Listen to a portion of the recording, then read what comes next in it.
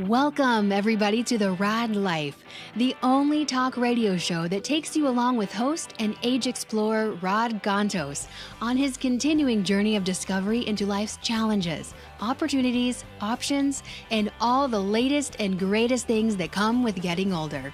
The Raad Life is brought to you this week by Your Home for a Lifetime, a company dedicated to empowering you to stay safely, independently, and comfortably in your own home. And now here is your host, Rod Gantos. Man, I swear to God, sometimes I wish you people could hear what happens before the show goes on the air. Conversations that we have sometimes pale in comparison to what we talk to on the air. But I will tell you, we'll do our best to provide you equal quality content. I was recording it, and I'll play it later as part of the show notes. Paul is always recording it. Paul Roberts, by the way, which sounds like a very, benign name. Milquetoast. Milquetoast, white bread, Midwestern name, I think he has some security clearance with the government because nobody should own this much equipment. Listening devices, recording equipment. I got stuff. So if anybody has any background on Paul Roberts, R-O-B. Nobody has that kind of name. That's like, Joe Smith. That's just my nom de guerre, my nom de radio. Joe Smith, I think, is from Utah. You're from Michigan. Well, that's right. But anyway, so it is an interesting. We're talking about just relevance, and we're always social talking media, about social media and influencers, influencers and things like that. We'll touch a little bit on that. I think it's an appropriate subject. We'll bring it up a little bit. We usually don't. And how do you get your message across today in a world where traditional media has shrunk? Celebrities don't matter what they do. How do you, like this gentleman's service and other services that come in here, how do you tell the story? Well, and how do you do it not only to be relevant and competitive, but also that the time, energy that you spend, the resources that you spend, be it time only, be it financial, be it a combination, how is that actually built into a foundation that you can build something on, so that 2 years from now you're not chasing the latest trend to stay relevant. You're actually establishing your own voice. You mean people like a Dave Welch at Bespoke, who's built such an influence community here in Orange County, been on your show a number of times. But you can't do it. It has to be strategic. It cannot be accidental. I started the day off by basically doing a posting about the importance of strategy. Okay. And game strategy is something I always go back to. People go, well, yeah, why do you go game strategy? I think part of it is because I have a lot of misspent years in my youth where I played a lot of arcade games and computer and every platform that, Sega. Do you remember Sega? Sega had a platform, people. Yeah, Nintendo is not the only platform out there. Anyway, and there's probably somewhere in my parents' house still. But the point of it is strategy is important. And strategy is not a ready-to-wear, off-the-rack thing. If you're really going to do this correctly, and a lot of consultants do not, okay?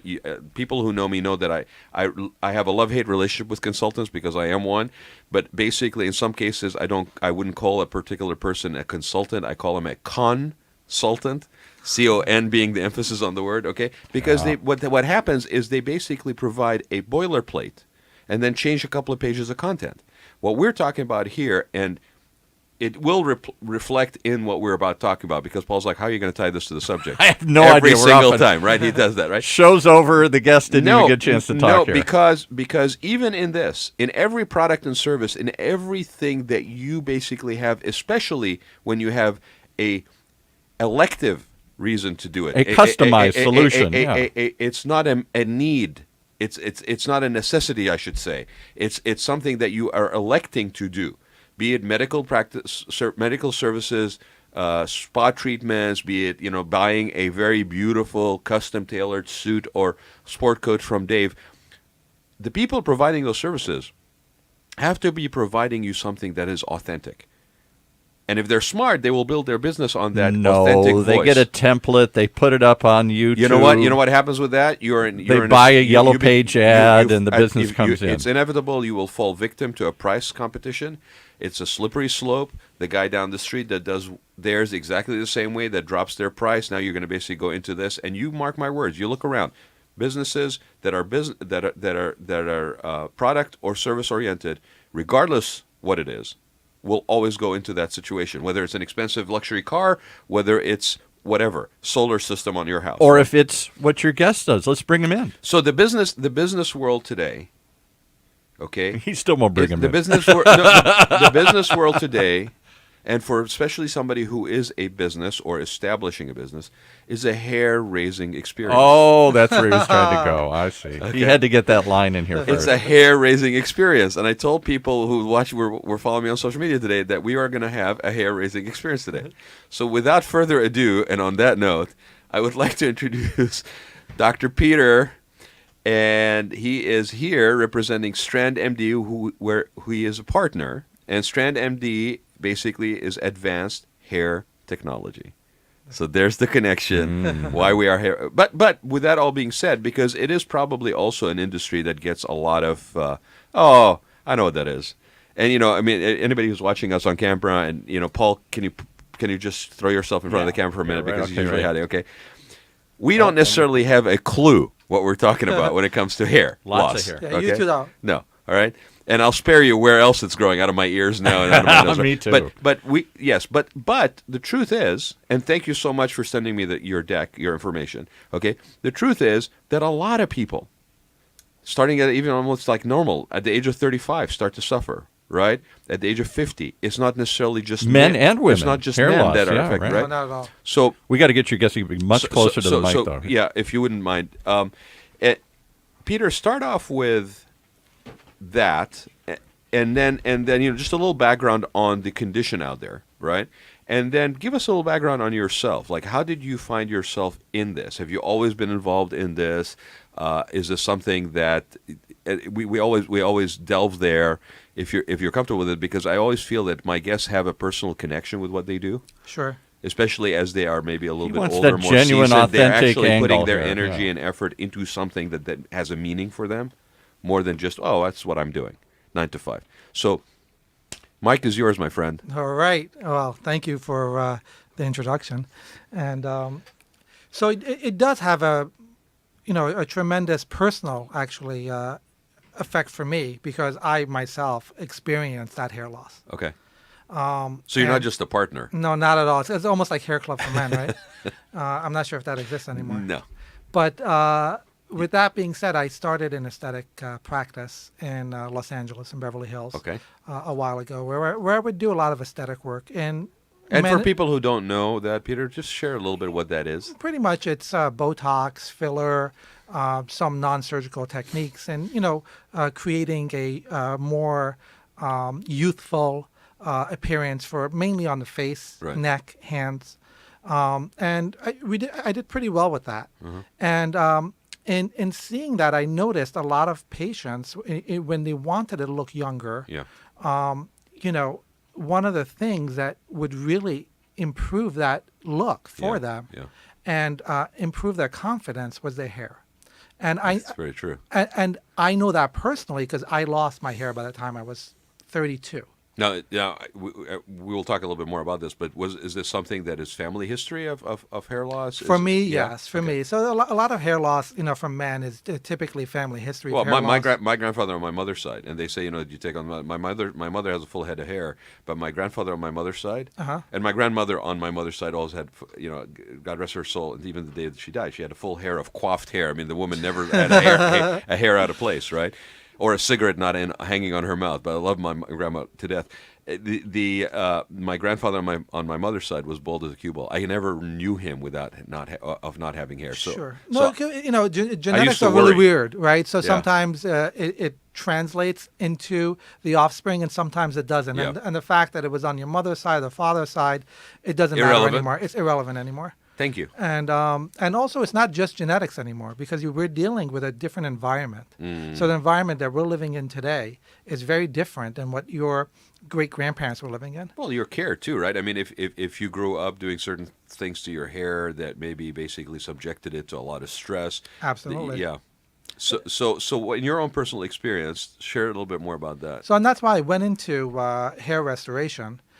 Being that it really, a lot of my male patients and just wanted to look naturally younger. Yeah. In particular, it has to do with this channel and why I came here, because a lot of them were businessmen. And a lot of them felt like, the millennials are taking over, and they were being, passed by because they weren't as relevant. We're a very visual society. Optics are very important in their work, and that's why Right they or did wrong, it. yeah. And that's why they did it. Yeah. And so they came in, for Botox and filler, but most of them are like, what can I do to prevent hair loss? Right. And, at that point in time, all I had to give them was Propecia and other things. So I decided that I would go into research. Somebody wants to know, if, a Twitter question, is that part of your personal brand? Everybody wants to see your personal brand. In a world where my father grew up, everybody tried to fit in and wear a gray flannel suit or a blue suit if it was IBM. Now you have to somehow stand out. And you don't want to stand up for the wrong reasons. You're the bald guy. You're the fat guy. Well, you're the I'm frumpy interested guy. in hearing what you have. What's your answer to that one? Is it very much part of your persona? Personal brand. I think most people want a personal brand. It's no longer being part of the norm. Well, if you have a Facebook profile page, you're a brand. No, absolutely, you are. And also, people want to be the best that they can be of themselves. Yeah. And they want to stop time, right? And they want to be more relevant within society, within sports, within their work, within their family, within their sex life, within anything, right? Well, and we touched on it a little bit, but this is not even age related. Like this is a show about aging a lot of times, but we're talking about people that are suffering from hair loss, whether it's hereditary or not. Maybe as early as in their 30s. So they may be in a work environment where they're not necessarily, the older, seasoned executive that's competing with the young bucks that are coming in. Sure. They may be in that same pool, but they're basically looked over maybe or unconsciously or whatever in the course of a raise or a promotion. Visuals, like it or not, optics, like it or not, in today's society, and it has been for a very long time, are critical. Now, that doesn't mean that you can't pull off bold and powerful. Look at who am I thinking about? Like Jason Statham. Look at Vin Diesel. Okay, but you gotta own it, and it's part of your brand. Most people are not Jason Statham and Vin Diesel. Most people are somewhat vain, somewhat self-conscious about the lack of hair, especially if you've had it.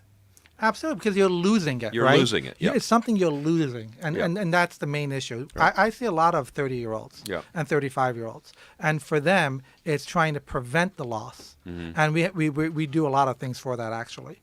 And we have some new novel treatments that are not offered anywhere else, only with the exception of Germany, that it's offered. So what happened when you went on your sort of journey of discovery and research on this? So when I researched it, I realized, first and foremost, more women are suffering with it than I ever imagined.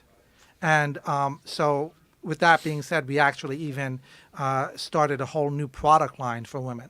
Okay. And we hired a chemist, and we're working with 2 different companies and one educational facility right now for a product that we're buying the options to. What when you say product line, what is in that product line? Just generally. So generally in that product line for prevention of hair loss, we have things that inhibit DHT. Okay. And we have also things that inhibit stress hormones, such as cortisol. And we have a probiotic. And why do you need to inhibit those? Because everything is multifactorial. It's not necessarily one thing. Okay. So you may have the gene for something, but whether you express that gene, it's sensitive to what's happening in the environment of your scalp, right? So if your scalp doesn't have the right pH, if your scalp doesn't have the right microbiomes, if your scalp is under a lot of stress with a high elevated cortisol level, if you have, if you're genetically prone to DHT sensitivity and you have a lot of DHT within your scalp, and DHT is what? It's dihydrotestosterone. It's an androgen. If you have a lot of that there, it's going to cause miniaturization of that hair follicle, and eventually it's going to cause the shift of that hair follicle not only not to grow any longer, but actually to fall out and not ever grow again. And that's really, really important in deciding how to treat a patient. Okay. Well, Paul will get that if people are listening to the phone. Phones are ringing. People want to know from Peter what's going on. All right, come on, bring it on, okay. Bring it on. So Paul will come in and basically take that. Oh, sounds like somebody picked it up. Okay, cool. So again, people, if you're interested, do contact us at OC Talk Radio with any questions for Peter now or later. So, what do you say to the person that says, "Yeah, you know what? I've heard all of this before. Right. Yeah, hair club for men. I'm not only I'm also a client. I'm not just the owner." And then all the what do they call them? Like cottage remedies, the shampoos. Wear a friggin' thing on my head that's plastic. Right. All this So, stuff, right? like- I mean, all you have to do is just research on the internet and see how many like Absolutely. kooky, crazy ideas, right? So, what do you say to people that are basically disenchanted, that they basically have seen this? What is there an importance to when you catch this? Well, obviously, you want to catch it as early as you can. You know what I mean? Right. So, in general, you want to catch it as early as you can, and you want to be able to prevent hair loss. And in doing so, there are some great medications that you can take to do that. And what are some of the symptoms, or I should say, signs that if you are trying to catch it? So, I mean, you would know. People who have hair loss know, and they see in their pictures, and they see that initially in men it goes out in the temples, and Right. it goes progressively back into the crown, right? People know, and they know that, oh, my grandfather looked like that, my father looked like that. It's not rocket science to understand that they're losing hair. So the hair's falling out. Okay. What do you say to people that their hair is so short they've got a bald spot? I mean, is it natural to lose hair? It is natural to lose hair, Okay. right? But it's not, and it's natural that people lose hair all the time. Yeah. But the point is, do you want to lose that hair, and do you want to go bald? And it's Bald is beautiful, actually. Right. But it's not necessarily. You have options, Right. right? So why not try to have what you have and keep what you have? And if you want to shave your head, Right. you can shave your head anytime you Right. want, as long as those follicles are still there. Right. Well, and similarly with women, I've been trying to get this particular lady on that basically there's a trend to basically not coloring their hair. Right. And to wear it very proudly. And I think it's actually very, very lovely for, again, it's owning it. It's being in your own space, in your own sense of confidence that this is who I am and I'm proud of who I am. In some cases, again, for men, I think that is a hard one. When you lose your hair and you're not kind of, like to your point, you're not ready to not have it. And so it's not so much about the fact that naturally people lose their hair, but the fact that, if you're losing it too fast, if you don't want to lose it, that there are things that you can do. Absolutely. Right? And, I think a lot of men are like, well, I'm just going to shave it all the time. It's a lot easier. Right.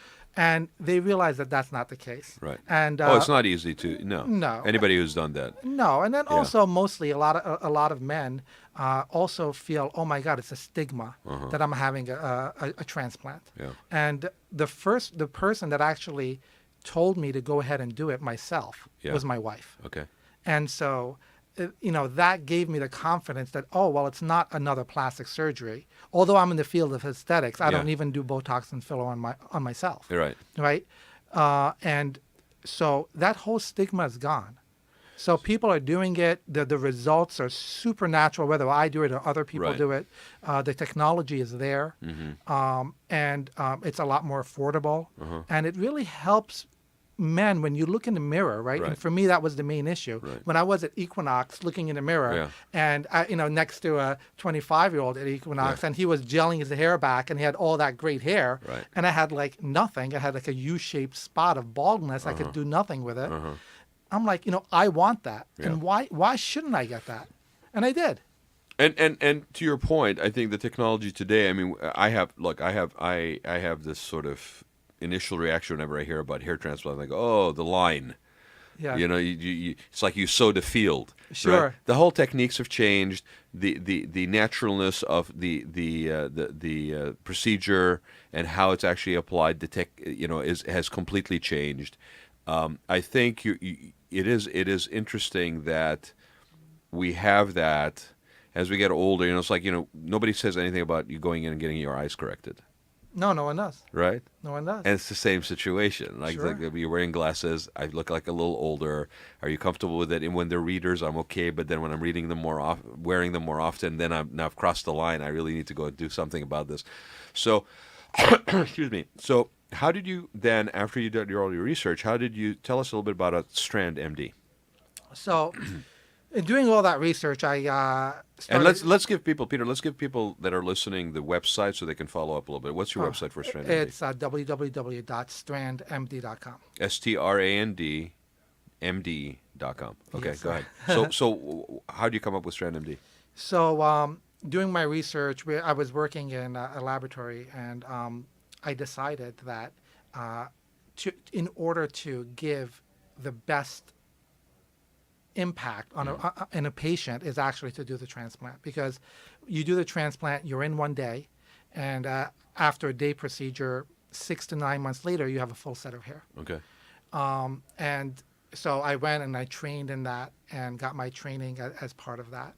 And then I decided that I wanted to take this and actually implement it in multiple cities throughout California.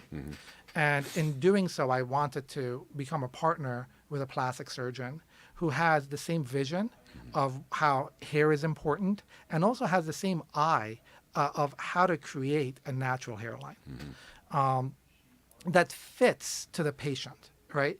Because when you go and You're see some, custom tailoring it to the person. absolutely, It's absolutely, not a one size fits all. no, and then also there's someone who understands how many grafts to put and how to take the time so that you don't over harvest the graft Yeah. from a patient, so that 10 years down the line, if they're starting early, they have additional donor material to add more, because they never lose the hair that I implant, but they lose the other hair that was there So where do you get the hair? from the back of the head. Okay. And there's one area in which really that area is genetically prone not to fall out. It's not sensitive to DHT.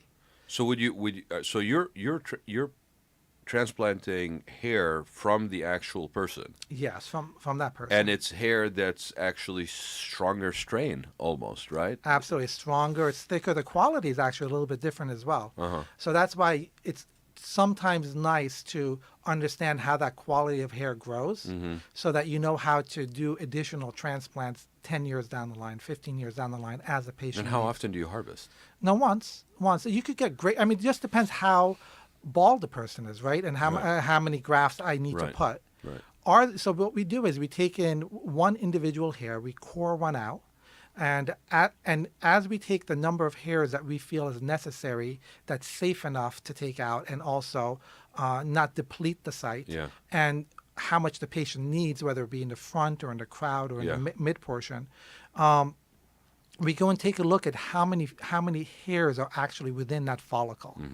And what we do is sometimes we actually divide those hairs so that we have more singlets as opposed to triplets and quadruplets, so that we could create a really natural hairline that no one would ever tell you've had a hair transplant. And so it's very important to do that. And we do some other things to it as well. How long of a procedure is it in a typical situation? Obviously, somebody may be more bold or whatever. On a typical one, if they're just doing, let's say, the temples, it's maybe a 4-hour procedure.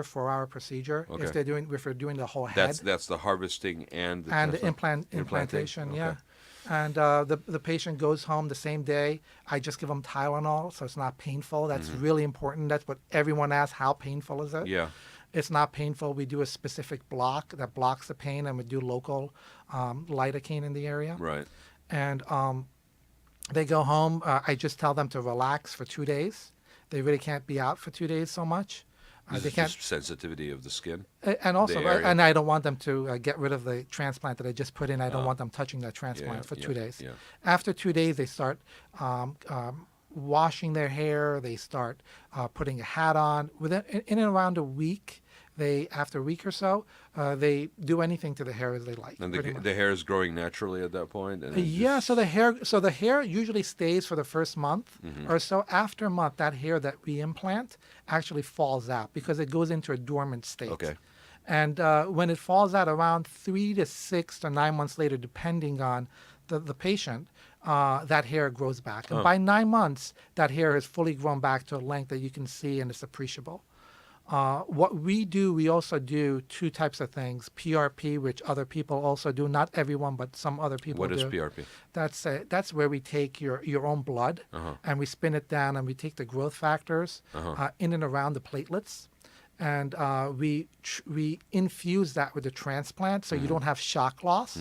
And also that a lot of times with some of my patients, they actually don't go into the dormant phase because of that PRP. Okay. So that hair actually stays. It stays. The other thing that we do, we've started to do now is, and we're the only one that I know of that does in the United States, is we implement some cytokine therapy, which is very different.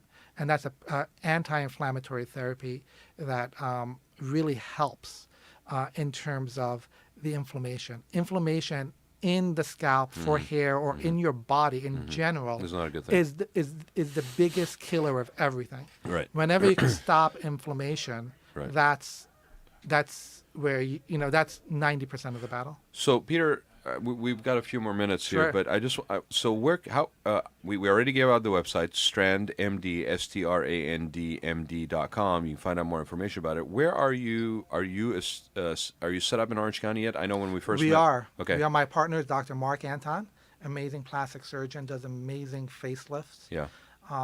And it's right here in Newport Beach by Hogg Hospital. Okay. And we were established there. We have a location in Beverly Hills as well, on Bedford Drive. And yeah, we'd love to see you. Well, and if anyone wants to come, I'm happy to see them free of charge. They come in and we'll give them a consultation. So you heard it here, guys and ladies. If you're interested, very complimentary here by Dr. Peters. Basically, just said go to Strand MD, contact him, or you can contact us here at the station or on the Raad Life, and we'll pass on that information and put you guys in touch. Last question: how with your current practice on this particular Yes. issue, what would you say is your percentile for men and women? I'm just curious because I'm curious where the reach is. Like, is there? Do you have more of a male population that you're treating right now, or? Yeah. So this is so it's kind of skewed because in Newport we have half men and women. 50-50? Yeah, because my partner's practice is a plastic surgery practice, so it funnels in a lot of women because 90% of his current clients are women. This is just another service or another treatment that they basically can offer. Right, Okay. and not necessarily just the transplantation, but also the PRP that we do, which is very different than what some other people do, and the cytokine therapy, in which we're doing a research study on. Right. So we get a lot of that, but in Beverly Hills, it's 90% men, but also I focus mainly on men in terms of creating a natural hairline, and our reach. You know, when we went to actually market ourselves in Beverly Hills for this product, we went into the Emmys and the Emmys Vault. And so our reach is more so towards men who are in that area of Beverly Hills. Well, I appreciate you being here, Peter. I really do. I think it's a very interesting topic. I know I learned a lot today. And again, if anybody's interested in finding out more about Dr. Peter or Dr. Anton or their practice here in Newport Beach, please go to Strand, STRANDMD.com and find out more, or contact us here on the Raad Life, and I would love to put you guys together.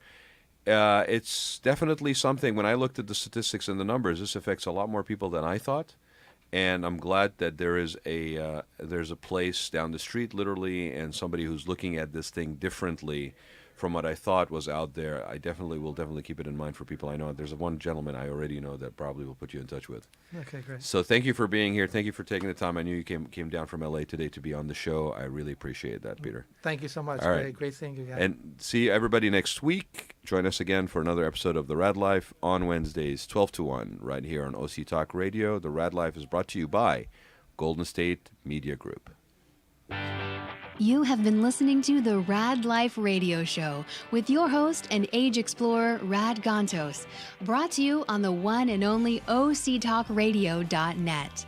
Join us again next week as we continue our journey of discovery into life's challenges, opportunities, options, and all the latest and greatest things that come with getting older.